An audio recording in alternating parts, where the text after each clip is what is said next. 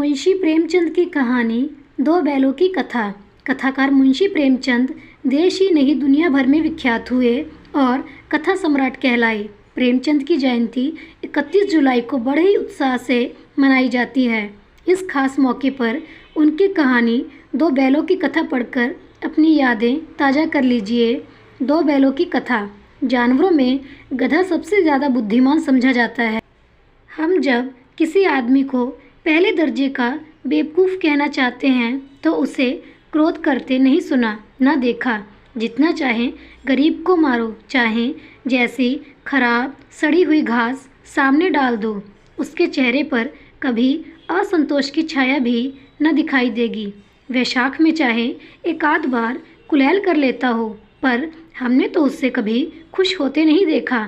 उसके चेहरे पर एक स्थायी विषाद स्थायी रूप में छाया रहता है। सुख दुख हानि लाभ किसी भी दशा में उसे बदलता नहीं देखा। ऋषियों मुनियों के जितने गुण हैं वे सभी उसमें पराकाष्ठ को पहुंच गए हैं, पर आदमी उसे बेवकूफ़ कहता है। सद्गुणों का इतना अनादर कहीं न देखा। कदाचित सीधापन संसार के लिए उपयुक्त नहीं है, लेकिन गधे का एक छोटा भाई और भी है जो उससे कम ही गधा है, और वह है बैल। जिस अर्थ में हम गधे का प्रयोग करते हैं, कुछ उसी से मिलते जुलते अर्थ में बछिया के ताऊ का भी प्रयोग करते हैं। कुछ लोग बैल को शायद बेवकूफ़ों में सर्वश्रेष्ठ कहेंगे, मगर हमारा विचार ऐसा नहीं है। बैल कभी कभी मारता भी है, कभी कभी अड़ियल बैल भी देखने में आता है और भी कई रीतियों से अपना असंतोष प्रकट कर देता है। अतएव उसका स्थान गधे से नीचा है। झुरी काछी के दोनों बैलों का नाम था हीरा और मोती। दोनों पछाई जाति के थे, देखने में सुंदर, काम में चौकस, डील में ऊंचे। बहुत दिनों से साथ रहते रहते दोनों में भाईचारा हो गया। दोनों आमने सामने या आसपास बैठे हुए एक दूसरे से मूक भाषा में विचार विनिमय करते थे। एक दूसरे के मन की बात कैसे समझ जाता था हम नहीं कह सकते। अवश्य ही उनमें कोई ऐसी गुप्त शक्ति थी जिससे जीवों में श्रेष्ठता का दावा करने वाला मनुष्य वंचित है। दोनों एक दूसरे को चाटकर और सूंघकर अपना प्रेम प्रकट करते थे। कभी कभी दोनों सींग भी मिला लिया करते थे, विग्रह के नाते से नहीं, केवल विनोद के भाव से, आत्मीयता के भाव से। जैसे दोस्तों में घनिष्ठता होते ही धौल धप्पा होने लगता है, इसके बिना दोस्ती कुछ फुसफुसी, कुछ हल्की सी रहती है, जिस पर ज़्यादा विश्वास नहीं किया जा सकता। जिस वक्त ये दोनों बैल हल या गाड़ी में जोत दिए जाते और गर्दन हिला हिलाकर चलते, उस वक्त हर एक की यही चेष्टा होती थी कि ज़्यादा से ज़्यादा बोझ मेरी ही गर्दन पर रहे। दिन भर के बाद दोपहर या संध्या को दोनों खुलते तो एक दूसरे को चाटकर अपनी थकान मिटा लेते। नांद में खली भूसा पड़ जाने के बाद दोनों साथ उठते, साथ नांद में मुंह डालते और साथ ही बैठते थे। एक मुंह हटा लेता तो दूसरा भी हटा लेता था। संयोग की बात है, झुरी ने एक बार गोई को ससुराल भेज दिया। बैलों को क्या मालूम वे क्यों भेजे जा रहे हैं। वे समझे मालिक ने हमें बेच दिया। अपना यूं बेचा जाना उन्हें अच्छा नहीं लगा, या बुरा कौन जाने, पर झुरी के साले गया को घर तक गोई ले जाने में दांतों पसीना आ गया। पीछे से हाँकता तो दोनों दाएं बाएं भागते, पगैया पकड़कर आगे से खींचता तो दोनों पीछे की ओर जोर लगाते, मारता तो दोनों सींग नीचे करके हुंकारते। अगर ईश्वर ने उन्हें वाणी दी होती तो झुरी से पूछते, तुम हम गरीबों को क्यों निकाल रहे हो? हमने तो तुम्हारी सेवा करने में कोई कसर नहीं रखी। अगर इतनी मेहनत से काम न चलता था और काम ले लेते, हमें तो तुम्हारी चाकरी में मर जाना कबूल था। हमने कभी दाने चारे की शिकायत नहीं की। तुमने जो कुछ खिलाया वह सिर झुकाकर खा लिया। फिर तुमने हमें इस जालिम के हाथों क्यों बेच दिया? संध्या समय दोनों बैल अपने नए स्थान पर पहुँचे। दिन भर के भूखे थे, लेकिन जब नांद में लगाए गए तो एक ने भी उसमें मुंह न डाला। दिल भारी हो रहा था। जिसे उन्होंने अपना घर समझ रखा था वह आज उनसे छूट गया था। यह नया घर, नया गांव, नए आदमी उन्हें बेगानों से लगते थे। दोनों ने अपनी मूक भाषा में सलाह की, एक दूसरे को कनखियों से देखा और लेट गए। जब गांव में सोता पड़ गया तो दोनों ने जोर मारकर पहिए तोड़ डाले और घर की तरफ चले। पहिए बहुत मजबूत थे, अनुमान न हो सकता था कि कोई बैल उन्हें तोड़ सकेगा, पर इन दोनों में इस समय दूनी की शक्ति आ गई थी। एक एक झटके में रस्सियां टूट गईं। झुरी प्रातः सोकर उठा तो देखा कि दोनों बैल चरने पर खड़े हैं। दोनों ही गर्दनों में आधा आधा गराब लटक रहा है। घुटने तक पांव कीचड़ से भरे हैं और दोनों की आंखों में विद्रोहमय स्नेह झलक रहा है। झुरी बैलों को देखकर स्नेह से गदगद हो गया, दौड़कर उन्हें गले लगा लिया। प्रेम लिंगन और चुंबन का वह दृश्य बड़ा ही मनोहर था। घर और गांव के लड़के जमा हो गए और तालियां बजाकर उनका स्वागत करने लगे।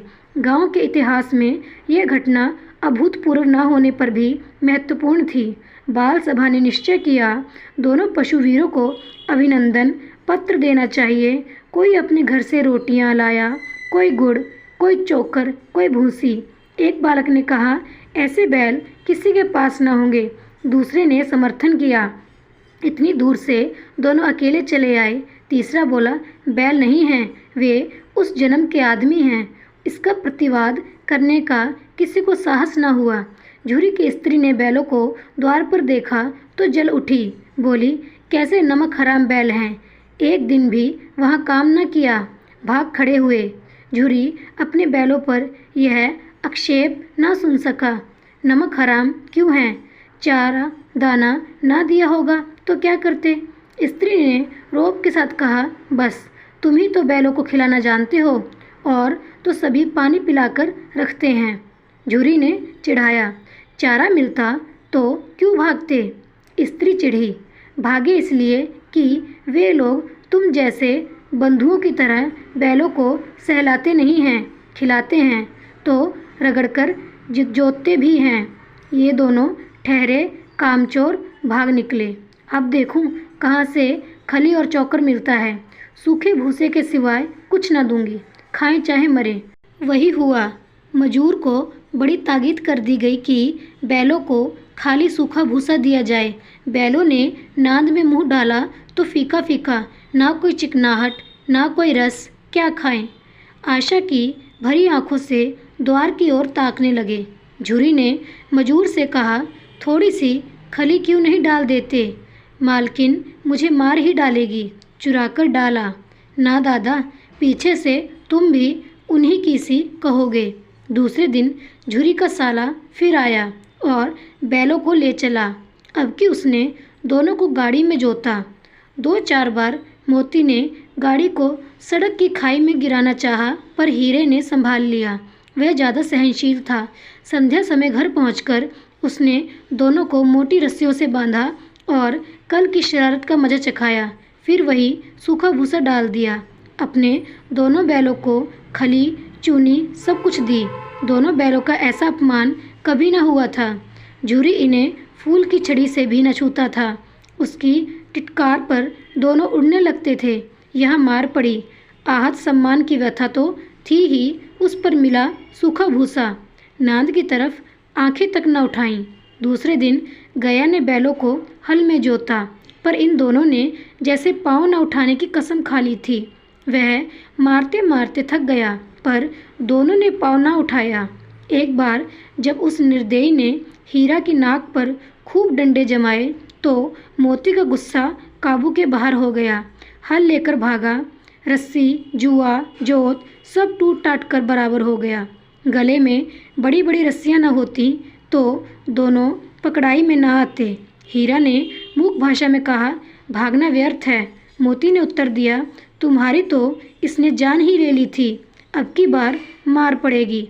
पड़ने दो, बैल का जन्म लिया है तो मार कहाँ तक बचेंगे। गया 2 आदमियों के साथ दौड़ा आ रहा है। दोनों के हाथों में लाठियां हैं। मोती बोला, कहो तो दिखा दूं कुछ मजा मैं भी। लाठी लेकर आ रहा है। हीरे ने समझाया, नहीं भाई, खड़े हो जाओ, मुझे मारेगा तो मैं भी 1-2 गिरा दूंगा। नहीं, हमारी जाति का यह धर्म नहीं है। मोती दिल में ऐंठकर रह गया। आ पहुंचा और दोनों को पकड़ ले चला। कुशल हुई कि उसने इस वक्त मारपीट ना की, नहीं तो मोती भी पलट पड़ता। उसके तेवर देखकर गया और उसके सहायक समझ गए कि इस वक्त टल जाना ही मसलहत है। आज दोनों के सामने फिर वही सूखा भूसा लाया गया। दोनों चुपचाप खड़े रहे। घर के लोग भोजन करने लगे। उस वक्त छोटी सी लड़की 2 रोटियां लेकर निकली और दोनों के मुंह में देकर चली गई। उस एक रोटी से इनकी भूख तो क्या शांत होती, पर दोनों के हृदय को मानो भोजन मिल गया। यहाँ भी किसी सज्जन का वास है। लड़की भैरों की थी, उसकी माँ मर चुकी थी। सौतेली माँ मारती रहती थी, इसलिए इन बैलों से उसे एक प्रकार की आत्मीयता हो गई थी।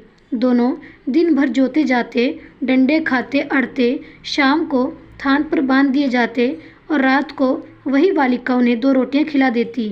प्रेम के इस प्रसाद की यह बरकत थी कि 2-2 गाल सूखा भूसा खाकर भी दोनों दुर्बल न होते, मगर दोनों की आंखों में रोम रोम में विद्रोह भरा हुआ था।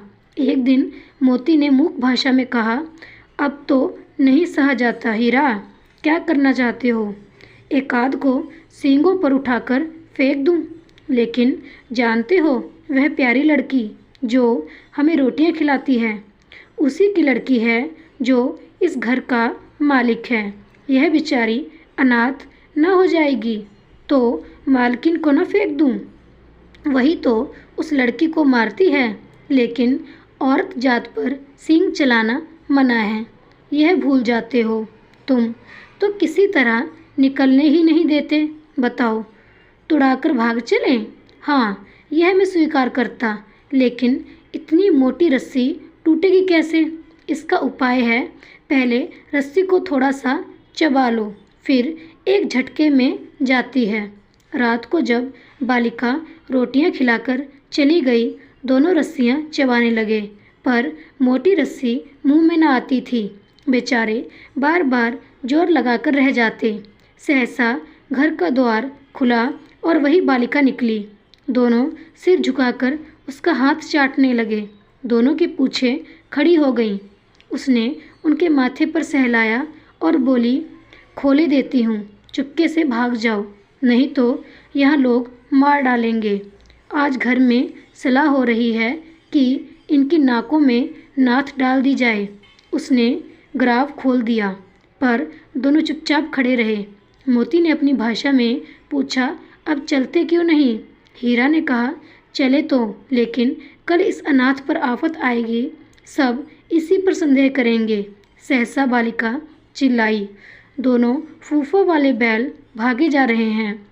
ओ दादा, दोनों बैल भागे जा रहे हैं, जल्दी दौड़ो। गया हड़बड़ाकर भीतर से निकला और बैलों को पकड़ने चला। वे दोनों भागे। गया ने पीछा किया और भी तेज हुए। गया ने शोर मचाया, फिर गांव के कुछ आदमियों को भी साथ लेने के लिए लौटा।